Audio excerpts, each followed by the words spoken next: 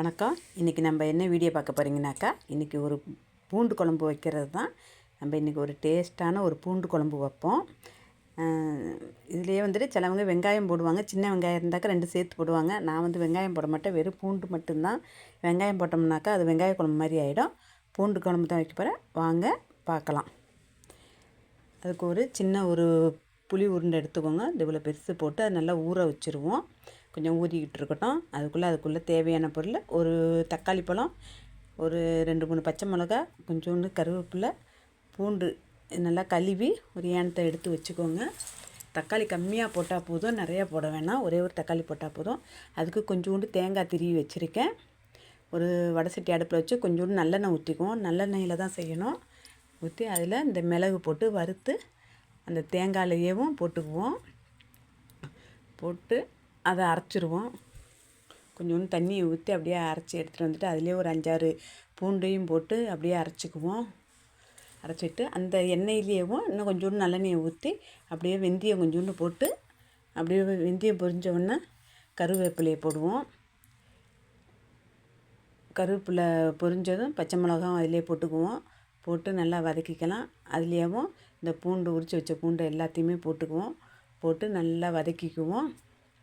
வதக்கிக்கிட்டு தக்காளியும் அதிலேயே போட்டு நல்லா வதக்கிக்கலாம். வதக்கிக்கிட்டு அதில் கொஞ்சோண்டு மஞ்சத்தூள் போட்டுக்கோங்க. 3 ஸ்பூன் மல்லித்தூள் போட்டுக்கோங்க. 1 ஸ்பூன் மிளகாத்தூள் போட்டுக்கோங்க. ஏன்னா காரம் அதில் அதிகமாக இருக்கும். நம்ம மிளகு பச்சை மிளகாலாம் போட்டிருக்கனால காரம் இருக்கும். அதனால் பார்த்து போட்டுக்கோங்க. உங்களுக்கு காரத்துக்கு தகுந்த மிளகாத்தூள் போட்டு நல்லா வதக்கிக்கோங்க.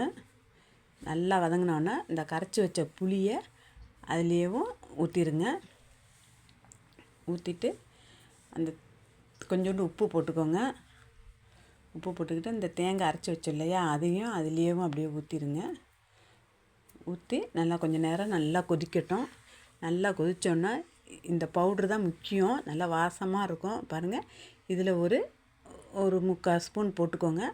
இந்த இது போட்டோம்னாக்கா, இந்த பொடி போட்டோம்னா நல்லா வாசமாக இருக்குது. இது என்ன பவுட்ருன்னு கேட்டிங்கனாக்கா, இது பெருங்காயமும் வெந்தயம் தான் வறுத்து பவுட்ரு பண்ணி போட்டோம்னாக்கா நல்லா புளிக்குழம்பு டேஸ்ட்டு, அதாவது புளிசோறு சாப்பிடுவோம் இல்லையா, அது மாதிரி நல்லா டேஸ்ட்டாக இருக்கும்.